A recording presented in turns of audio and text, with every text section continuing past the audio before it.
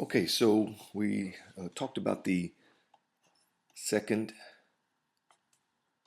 Continental Congress, and we're going to kind of skip ahead. We're not going to talk about the American Revolution, the military aspects, simply because it would really take too long. It's very specific.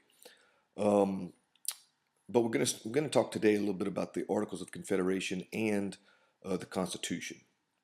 So the Second Continental Congress created and wrote our first Constitution, which was the Articles of Confederation. And the Articles of Confederation was finally, I guess, finalized, ratified in 1781.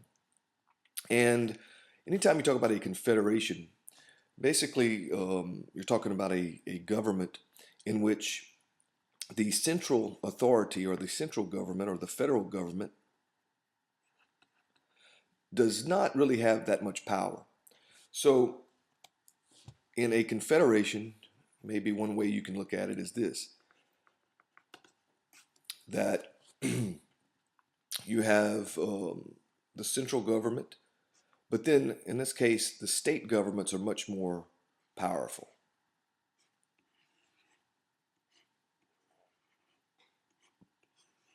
Okay. Whereas in a federal system, which is what we have today,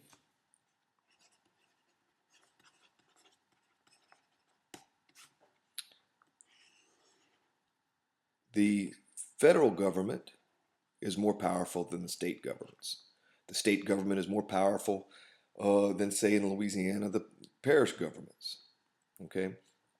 So now there is some debate, say, for example, between the political parties on the power of the federal government. So, for example, Republicans in some cases may feel like the federal government is too big and the states should have a little bit more power, but no one disagrees that the federal government should have more power. That's what makes a federal system. There may be some people still that argue that, but for the most part, that's not the case.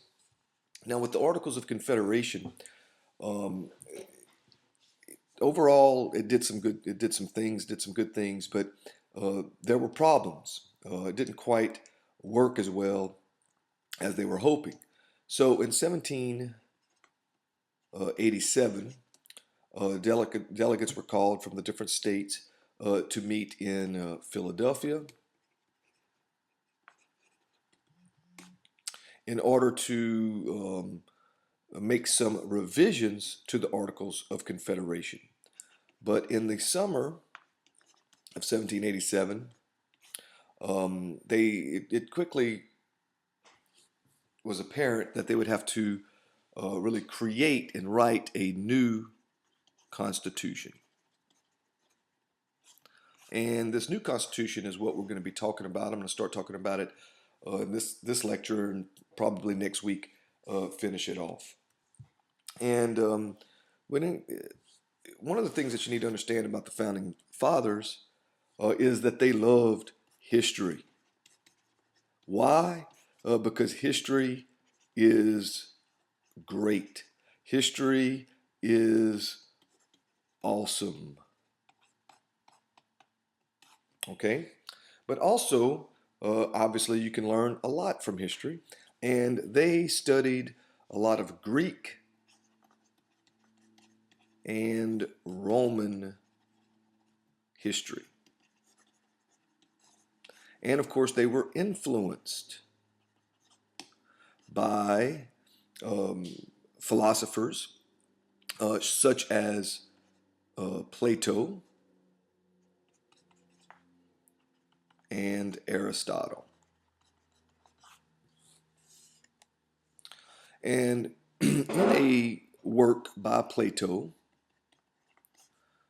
called Laws, Plato argued that the best type of government was a mixed government system. And what did he mean by that? Well, What Plato said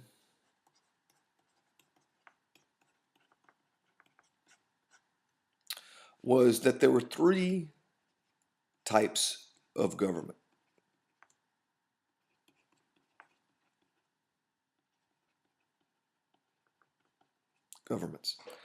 One was a monarchy. The other was an aristocracy. And the third was a democracy. And everyone left alone, okay, by itself, would eventually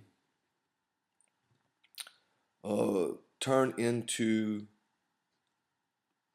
a tyranny. If you have a monarchy, one person rules.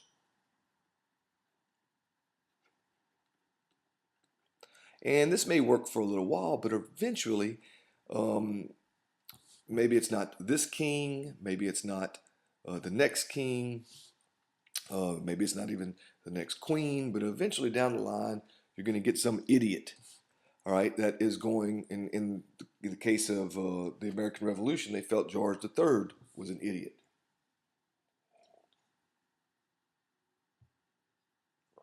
And this person would become a tyrant. And you would have a tyrant running the country. Now, what is an aristocracy? An aristocracy is when a few families, a few families rule, and or the nobility rule, or a few people, a few families that are noble families rule. Okay, these are people that are just born into an aristocracy. My father used to always tell my mother that the Nevilles were part of the nobility, and he would say, and my mother was a Saunier, and so my father would say to my mother, "Oh, aren't you happy that you married into the nobility and you got away from those peasant Sauniers?" And then, of course, my mother would get very upset, and she would say, "Your ass, half your family's in jail." But anyway, that was a whole different deal. Anyway, um, this aristocracy, all right, left alone, um, by itself, would turn into an oligarchy, in which you basically, again, had just a few families that would control all of the power.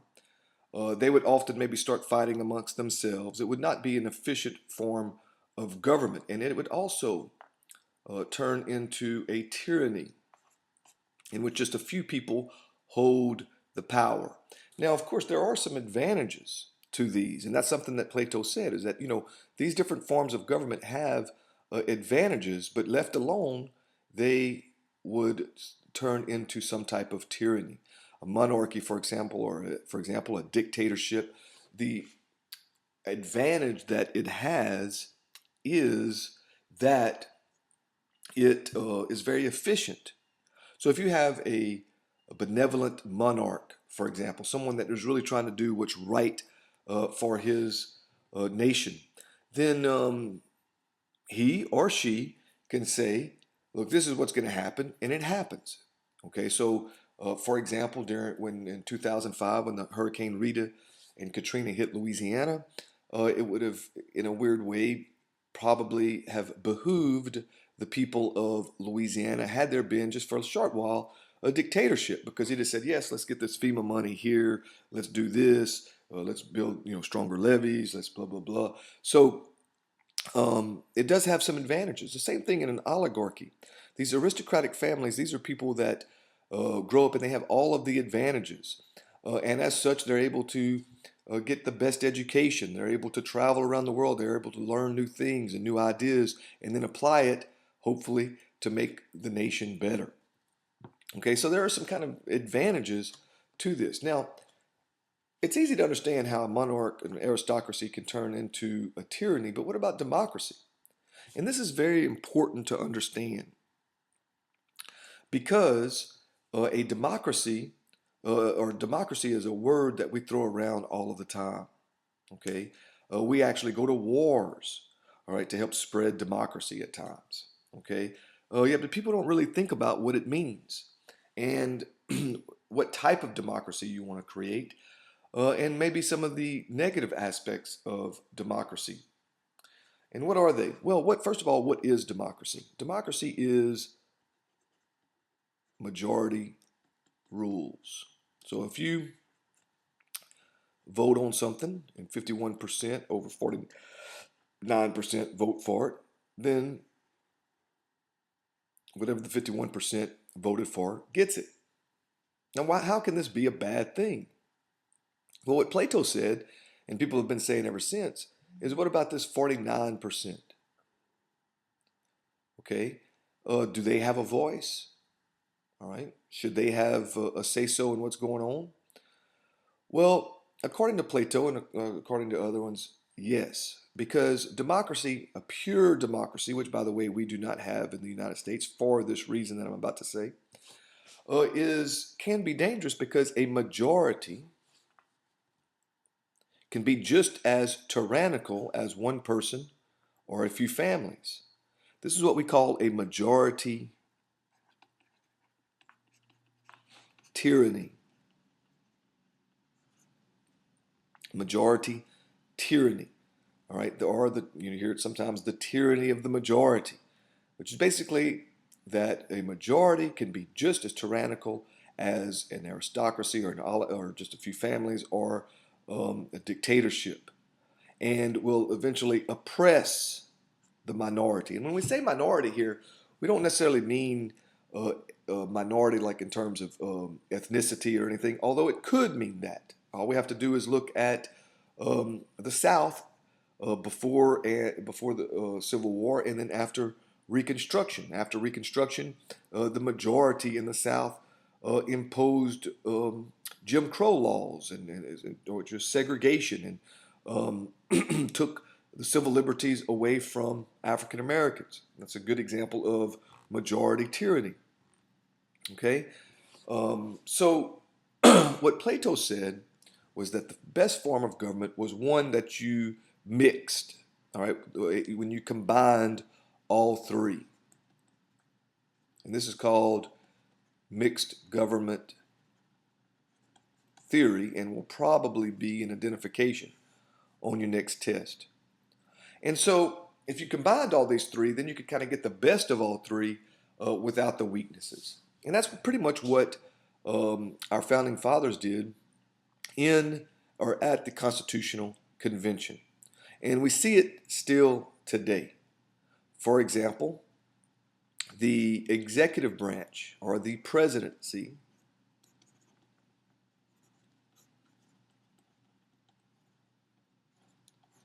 represents the monarchy.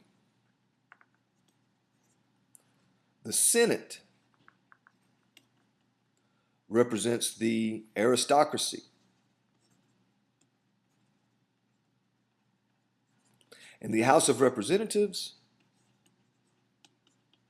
represents democracy. Originally in the Constitution, it was only representatives that were actually elected by the people. State senates, all right, individual state governments or the Senate within I should say the Congress within the states elected the two senators. So you have two senators, all right? Each state has two senators. And it was originally, not anymore, the people elect the senators because we've become more democratic. But eventually that was not the case. People did not elect the senators, but representatives within the states elected the senators. And originally, the Electoral College, and of course today the Electoral College is still used, but the states choose the electors, or people, I should say. I'm sorry. When you go and you vote, okay, let's say in a presidential election, let's say it was McCain versus Obama, or Romney versus Obama, or whatever. When you go and you vote, if you vote for Obama, you're voting for the electors that are going to choose Obama. If you vote for Romney, or if you vote for McCain in the 2008 election, you're voting for the electors that vote for that person. Originally, however, the electors were simply sent by the states to the electoral college, and in the electoral college they would vote for it. So the people did not have much of a say so in electing a president. Okay, and so this is how the founding fathers at the Constitutional Convention kind of created what they felt was the best type of government, which was kind of a mix of all these. And of course, they were influenced by Plato. And of course, we're going to move on from that and talk more about all of this next week. I hope you have a great weekend, unless you watch this lecture next week. And in that case, I hope you have a great week.